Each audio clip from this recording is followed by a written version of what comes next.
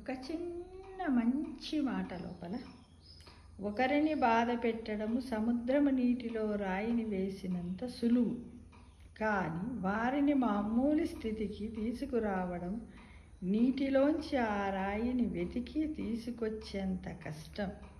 అందుకే ఎవరినీ బాధ పెట్టకూడదు.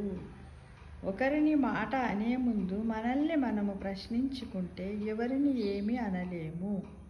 చూడండి, నిజమే కదా, టక్కున ఒక మాట అంటాం. అలానే ఒక సముద్రం నీటిలో రాయిని వేస్తాం, కానీ ఆ నీటిలో మనం వేసిన రాయి మనకు దొరకాలంటే దొరకదు. కాబట్టి అదేవిధంగా వాళ్ళ మనసులో కలిగినటువంటి బాధను కూడా మనం పోగొట్టాలి అంటే అది ఎలా సముద్రములోని రాయిని తీయడం ఎలా సాధ్యం కాదో ఆ మనిషిని బాధ పెట్టినటువంటి ఆ మనస్సును మంచి చేయడం కూడా మన వల్ల కాని పని. కాబట్టి మనం మాట్లాడే ముందే 1-4 సార్లు ఆలోచించుకొని అనాలా వద్దా అని ఆలోచించుకొని ఇతరులను బాధ పెట్టకుండా ఉండడమే మన మనిషి యొక్క మానవుని యొక్క లక్షణం అని నేను చెప్తాను ఫ్రెండ్స్. ఎందుకంటే మనిషి అంటే ఎవరు? తనను తాను తెలుసుకున్నప్పుడే నిజమైన వ్యక్తిత్వాన్ని పొందగలుగుతారు.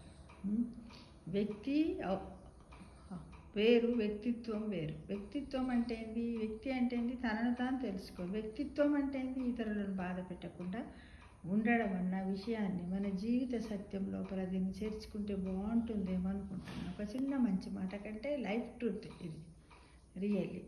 ఓకేనా ఫ్రెండ్స్?